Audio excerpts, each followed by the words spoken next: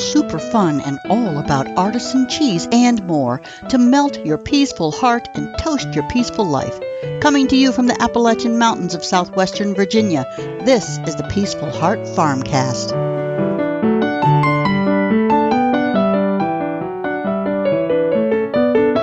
Hey, this is Scott Hall from Peaceful Heart Farm, and you are listening to the Peaceful Heart FarmCast. Hello, everybody. Melanie Hall here. I hope you are doing very, very well. The conversation today and every day revolves around the value of tradition, traditional life, traditional food prep, traditional storage, traditional cooking, and of course, traditional artisan cheese. Topics discussed here are designed to create new perspectives and possibilities for how you might add the taste of tradition to your life. So is a peaceful heart and peaceful mind possible in this wacky world? I'm waxing philosophical today. I hope you find this podcast educational and entertaining at the very least. And as always, I want to take a minute to say welcome to all the new listeners and welcome back to veteran homestead-loving regulars who stop by the FarmCast every week. I truly appreciate you all so much. Thank you so much for listening. So, I'm going to have a little bit of a different homestead life update today. Our topic to talk about today is peaceful heart, peaceful mind. And our recipe for today is going to be Parmesan peas. Peas. All right, some homestead life updates. The herd shares. All right, so when you purchase part of our herd, you will benefit from fresh milk and yogurt in the summer. Cheese and butter will be available year-round. Your cows graze each and every day on lush green pasture, and in the wintertime, they get freshly baled hay. They live a life of peace and tranquility in the foothills of the Blue Ridge Mountains.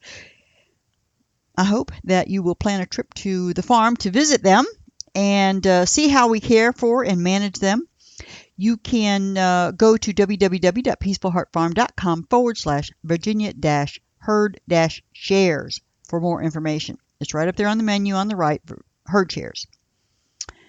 Now, we only have 3 lambs this year, so speak up now and claim a half or a whole or forever hold your peace. Well, at least until next year. So far we have 10 for next year. And same with the beef. This may be your last chance for beef raised on our homestead. So we're streamlining our cattle operation to be strictly dairy, and in the future you'll have to purchase a young calf and raise it up for beef on your own. And that's it. I mean, choices. We are constantly faced with hard choices, especially these days.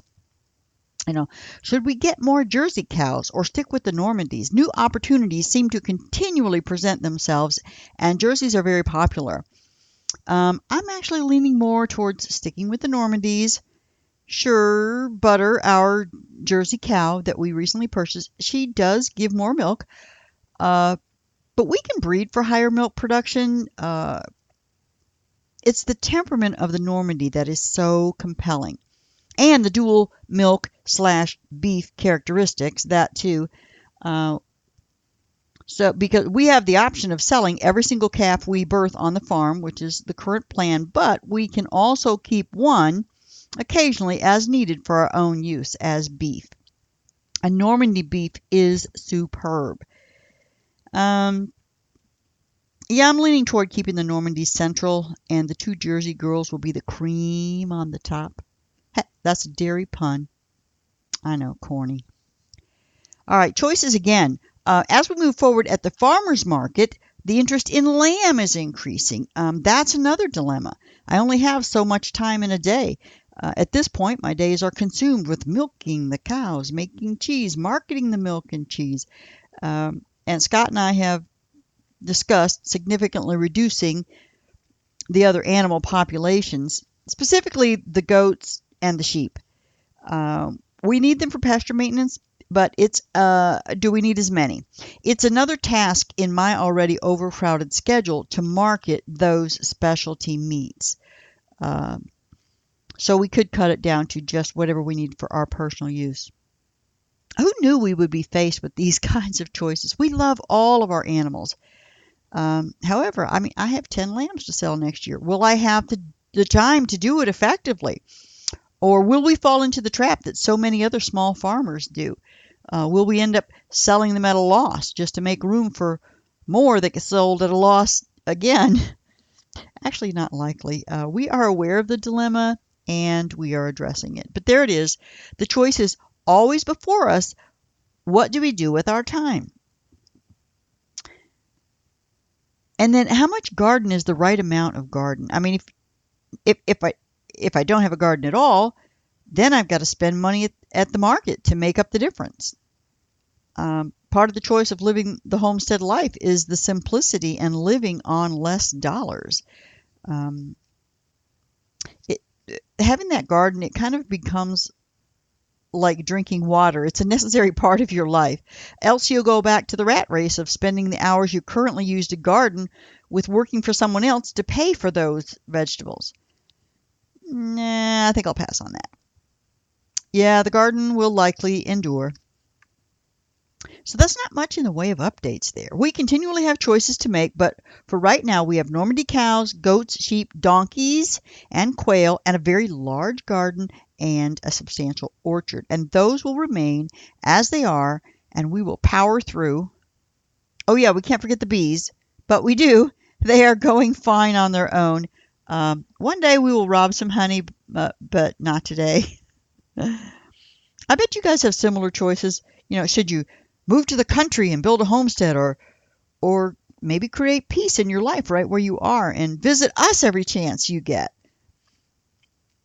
Either way, you can bring peace to your life. It's always a choice, is it not? Let's talk about a peaceful heart and a peaceful mind. I mean, what is it? How does one get a peaceful heart? We named our farm that, so we think about it a lot. It's in our name. We talk about it a lot. But how does one get a peaceful heart? That's a deep subject. I've worked on it for years, and I continue to work on it. Maintaining peace, both inner peace and outer peace, that's a full-time job. It's a lifetime job. And there are techniques that help. I couldn't possibly discuss them all here, but I am going to talk about a couple of things. Mainly, different choices can be made that will help. Self-discipline with your thoughts and your mind helps. Like I said, there are lots of things that can be done, but I'm really going to kind of focus just a little bit on your thoughts and self-discipline with your thoughts. As I said, Peaceful Heart Farm, that's the name of our farm. So we're constantly reminded of the desire for peace because of that name. And what you think about becomes your life. So we think about peace a lot. And living in the environment we do, that helps also. But it is not required. Not everyone can live the life we do, or even desires to live as we do. Having peaceful surroundings is not a prerequisite for experiencing peace. I must say, for us, it certainly helps. And that's going to be the advice that I'll talk about, at least briefly later on, that, being in nature helps with your sense of inner peace. Whenever you get tired of the rat race, you just want to escape to the country, you might have to make plans. You have to drive a certain distance, and then you hope that it is your place of peace is as you remembered it, and so on. But for Scott and me, it's a matter of waking up in the morning and going outside to do morning chores, and we are immersed in it for the most part. We still have to pay attention, though, otherwise you just get caught up in the work. And we have awakened to disasters. Animals we love may be ill and die. We lost Dora earlier this year. That was not pleasant, and it disturbed my peace. But we move on. So what about some techniques and practice? One technique that I believe helps more than any other is maintaining a positive attitude. Looking on the bright side is another way to put it. I know it sounds trite, and it is. But the reason that it's trite is it's ancient wisdom that works remarkably well. The idea has been passed down through the ages. Maintaining a positive attitude has endured because it works. With practice, it becomes more and more a daily routine. You watch your thoughts. You catch when you're thinking negatively about something, and you change your thoughts. Something happens, and then whatever it is, and you choose to see the positive aspects of it. I know it's easy to get caught up in the negative. And actually, truly, there are some experiences that have no easily identifiable upside. The loss of a loved one comes to mind. Sure, you can intellectually tell yourself over and over that they are in a better place and they're no longer in pain and the suffering is over and so on. But that doesn't take away the deep grief that grips your heart for quite a while. But I think even these are exceptions, but even in those circumstances, there is a kind of peace that you have in grieving. But most of our negative ideas about anything in our daily life are interpretations that we put on events. These interpretations are based on our beliefs, our perception of the facts, and past experiences. Yes, they are choices we are making. We choose to perceive in a certain way. They're choices we're making, and you can get out of those choices. And a key phrase I put in there is, quote, perception of the facts. And, likely you believe that facts are facts. And there is truth in that. Yet, with life experiences, there is so much that we accept as fact that in reality is based in false perceptions. Our senses can fool us, but we believe them anyway. It can become a kind of mind reading that we believe to be fact. We make our belief that something is true into absolute knowledge that something is true. And believing and having absolute knowledge are not the same thing. Confirmation bias is the common way of identifying the resulting misinformation that comes in believing something to be true and believing it so hard that it becomes factual in your mind. Let's say you're sure someone frowned at you because they don't like you or they're angry at you. Or maybe you assume they're looking at you with derision. They're judging your weight or your appearance or your whatever. It's an illusion. 100% of the time, it is an illusion. 100%. Truly, you have no idea what they think of you. In fact, they may not even be thinking of you. They may not even be aware of their surroundings, and therefore they are not thinking of you at all. Let me give you an example. Many years ago, I was standing in the line at a grocery store at the young age of 20-something, I think.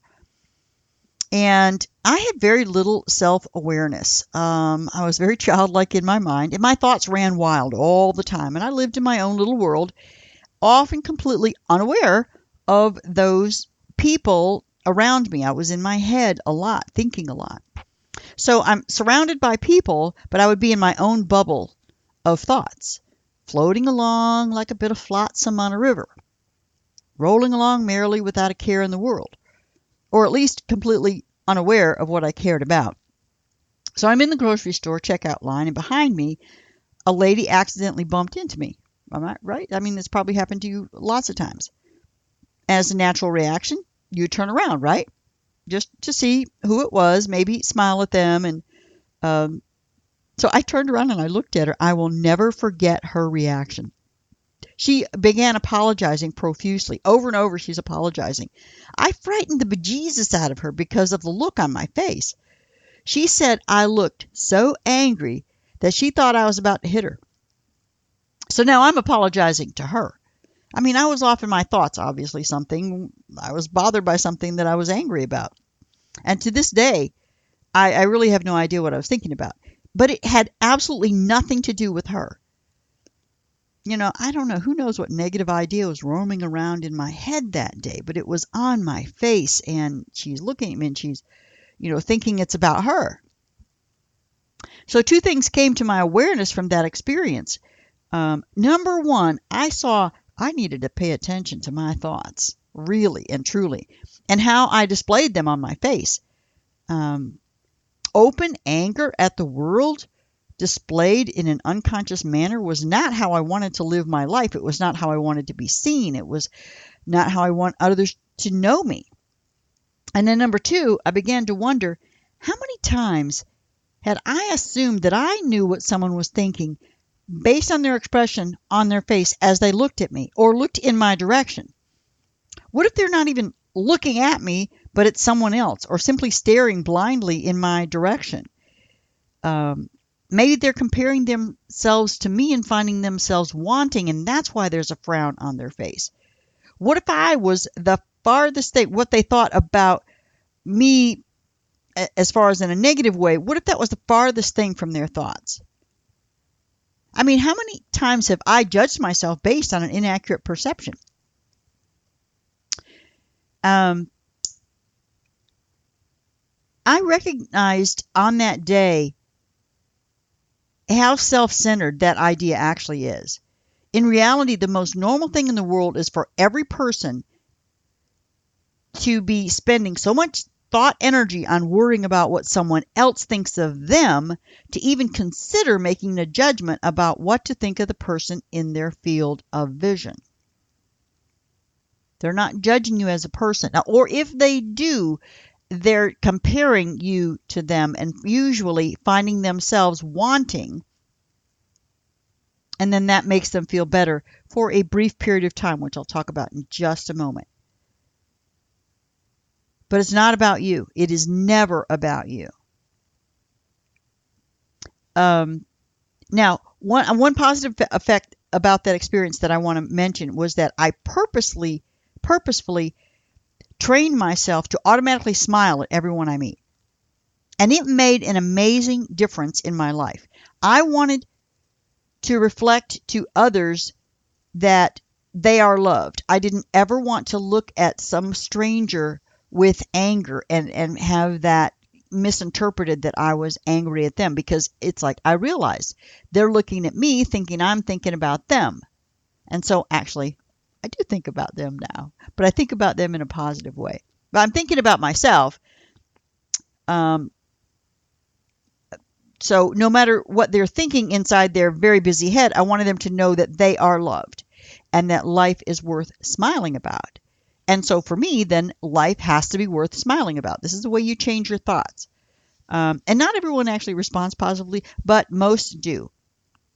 Perhaps I made a small difference in their life. I can hope. So let's talk a little bit about the personal responsibility and making judgments. Because to make a transition to living a peaceful life, you have to stop thinking it's somebody else's fault. You have to stop thinking it's anyone else's fault. In fact, there is no fault. You have to stop thinking that way.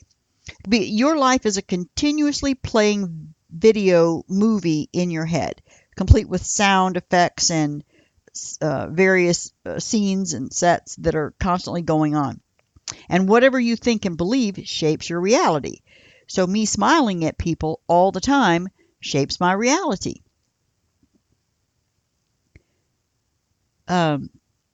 So when you think on something long enough and believe it hard enough, it becomes your reality. The good, the bad, and the ugly. So take care. The risks you take, the actions you perform, your everyday experiences of reality, those things shape your life. How do you interpret all of that? And what actions do you take because of that? What risks do you take or not take because of how you are perceiving your world? Is it safe? Is it unsafe? If you spend your time judging everything negatively, your life will continually reflect that negativity back to you, right? Here's an example, a small one. Let's say you're having a wonderful day. You're optimistic. Life is going along as you planned. And you are content and you're peaceful. And now you stub your toe. I mean, it happens, right? And it's not enough to break anything or bleed or anything, but it's hard enough to make you yelp. And so, perhaps you take a moment, you sit down, you examine the damage and, oh, how, what a crazy thing I did there. If there's no blood, maybe there's a bruise that'll come up later. In this circumstance, I think you'll find that the pain of the accident dissipates fairly rapidly. You're not holding on to it. You're in a positive, as long as you stay in a positive mind, your thoughts will kind of just, any negative thoughts can just slip away. Positive thoughts will just slip away. Negative thoughts hang on, but positive thoughts will just slip away and the pain's going to go with it. Now, imagine you have that angry face that I just described and you're not even aware of the negativity that's boiling just under the surface. And then you stub your toe in the same way. And what is the result? I mean, probably me, I would start cursing to the high heavens. Perhaps you scream loudly. You sit down, you cradle your foot and you're examining your toe and you howl and you moan and you curse because of the pain and your stupidity for not watching where you're going, or maybe someone left something in your path and you weren't paying attention and it caused you pain and now you're cursing them. So in your mind, it's the fault of the person who left that object in your path. The pain, the wrath, the unhappiness, the negativity, the lack of peace. That can last a long time. I don't know, you might feel a momentary jolt of happiness that someone else did you wrong and that makes you right or righteous, but it's a very, very short-lived and fleeting experience. And actually, you may not even be aware of it, yet it is there. It is there when you have a brief experience of being so-called better than someone else. That's not something that you want to cultivate, but it does happen. So that brief experience, that split second of feeling good about yourself because you're, quote, better than someone else, or they were wrong and you were right. It's petty, it's egoic, and sometimes these things run wild in our minds.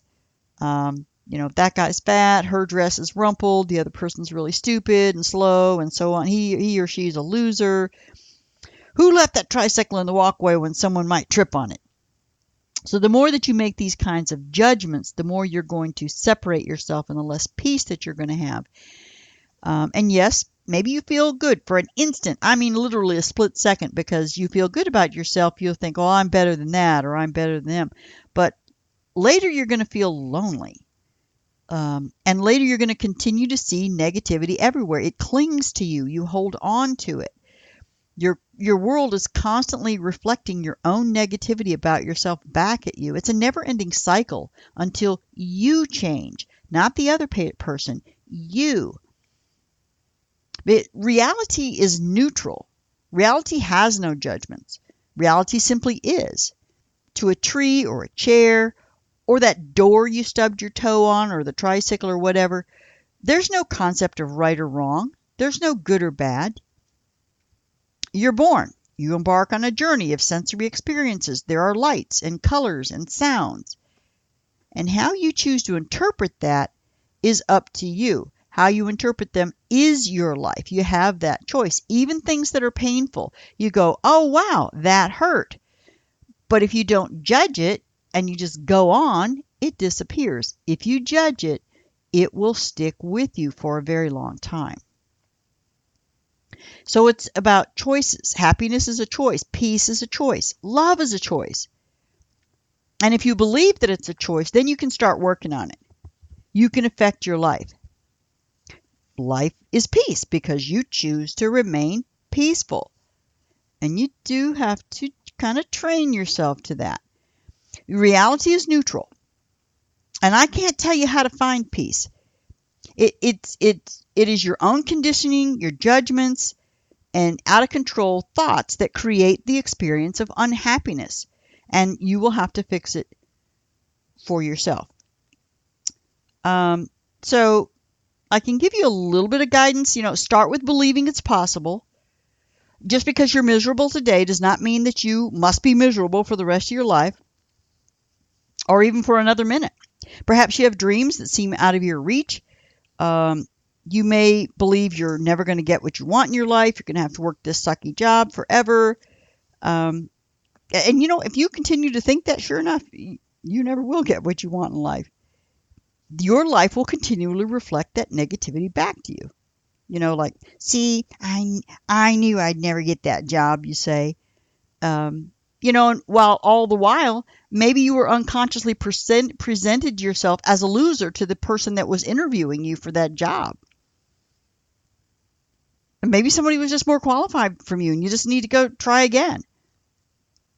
But after all, in order for you to fulfill your vision of negativity, all of the pieces must be in place.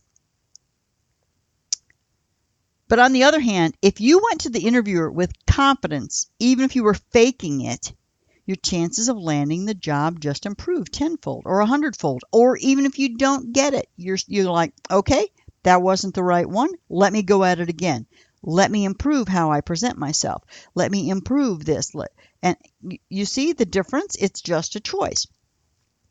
Rather than saying that, he hated me or someone else got something just because they knew the person and I didn't, and maybe they did. But it doesn't have to interrupt your peace. Your peace is, I'm just going to move on. And it was a good experience. I learned how to present myself better. What was the positive thing that happened? You focus on the positive. I know, again, it's trite. Let's say you're looking for your dream property to live your idyllic life in a country. And let's say you got a specific budget in mind. There are specific activities you want to do on your homestead. So infrastructure to support that ideal needs to be in place.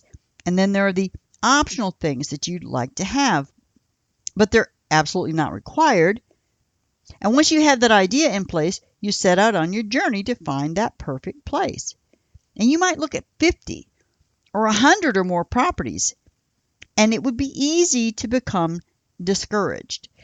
And it would be easy to begin looking at everything that's wrong with every single property that you're looking at. This one's the right price, but it's got no buildings. This one has buildings, but they're not usable. Maybe the perfect one comes up and someone underbids you and steals it right out from under your nose. These things can lead to greater negativity and more feelings of, I'll never get what I want. The cards are stacked against me and so on. So you have to believe it's possible. And for much of my life, I was miserable, and now I'm happy. I'm content. For the most part, I'm peaceful.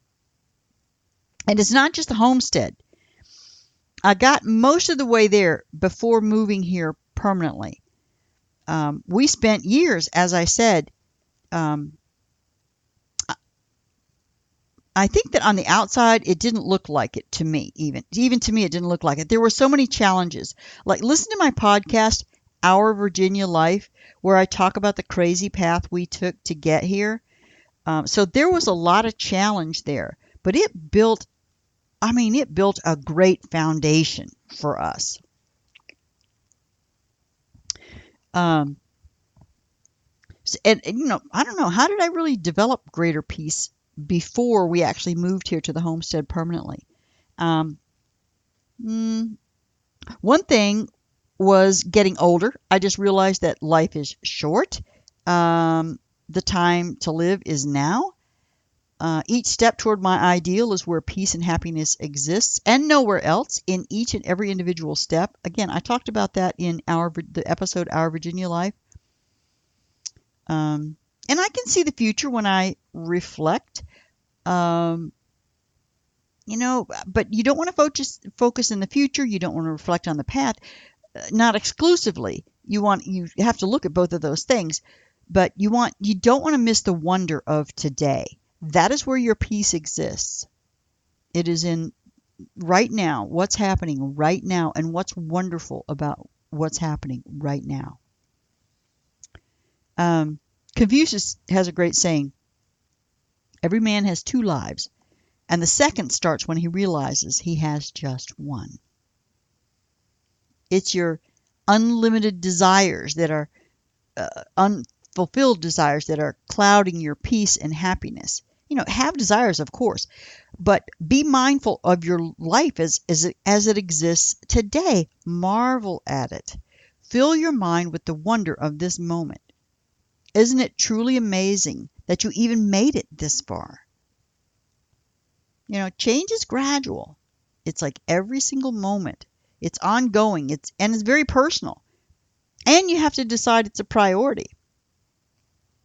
In everything that happens, you can look at the bright side of things. Literally train yourself, train your mind to think positively. It goes a little bit to the negatives. Like, what's the good thing about this? There are always at least 2 ways you can see everything. And most of the time, many more ways. And as I mentioned earlier, there are some things that create acute suffering, but let's put those aside for the moment and focus on just everyday experiences. When you think you're having a bad day, you have the ability to slowly work through every negative judgment that you have until you see the positive in it. And as you practice, it becomes second nature to you. And on the flip side, if you don't practice, you increase more and more every day, more negativity. So you've been walking that tightrope for most of your life. I'm just pointing out to you what's probably obvious to you in this moment. What you want to have is a clear mind. You want to let go of your thoughts. And I mentioned this a little bit earlier, that you may not have noticed that happy thoughts disappear out of your head automatically. You're in the moment. This is great. I love this. And then I love this and I love that. And so you got all these great things that come into your mind and then they go. They come into your mind and then they go. It's very easy to let go of them. On the other hand, negative thoughts linger. They say you can't hold on to happiness, but negative thoughts will linger. They play themselves out over and over and over. And even normal daily experiences will trigger them, and the record starts playing again over and over and over, and we don't let it go. That's the key there. When you start seeing that thing playing over and over and over again, just stop a moment. What's positive about this? What's positive about this? I'm not that person anymore. That's in the past. That's in the past. I forgive myself. I forgive the other person. I'm moving on.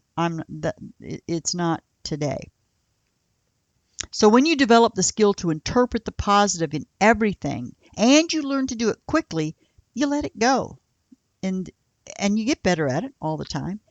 You let it go quickly and easily, and you're on to the next joyful and positive thought. How do you do that? Well, some ways, the usual stuff you've kind of likely heard throughout your life. Get out in the sun, spend more time in nature, learn to smile more, learn to hug more. Create outward representations of happiness. These actions are actually feedback loops, so that fake it till you make it actually works in this particular case. You're literally choosing to experience happiness, and your world reflects it back to you. Reality still contains every single aspect of negativity also, if you want to look for it. All you have to do is look for it. Reality contains it all, but it's your mind that is judging it all. Watch your mind. Watch your mind all day long, and as often as you think of it. Don't judge it. Do not try to control it. And this is what it means, literally, to meditate 24/7. Is you're watching your mind. You're not judging your thoughts, but you're choosing your thoughts. You're choosing the positive thoughts. Choose to praise. So you're watching your own thoughts like you would watch anything else in the outside world. Ask yourself, why am I having that thought? Does that thought serve me anymore? Am I that person anymore? Or is that conditioning from when I was 10 years old? Or is that just replaying an experience I wished I had done differently? Well, you're not there anymore. You're not 10 years old, or you're not 25 years old and saying something really stupid to somebody. So you recognize that, and you go, wow, I've learned, I've grown. Now, also, you want to be aware of that. Why am I having that thought? Is there something wrong with me, right? Why am I having that thought? But don't tack on there, is there something wrong with me? Should I be thinking something else? Why did I think that? Am I a bad person? And on and on and on. Again, that's not the same thing. Um, that's, yeah. Why am I having that thought? Is there something wrong with me? Should not be there. Only why am I having that thought? And no judgment. Is there something wrong with me? Should I be thinking something else? And so on. Those are all judgments. And let's say your mind is running and running and you're imagining, maybe you're imagining what you're going to say to this person or that person when you meet them next time. You're going over the last conversation you had, and maybe you're starting rehearsing what you're going to say to that person. I mean, you're having conversations. Have you ever had those? You're just having conversations in your head with people all the time.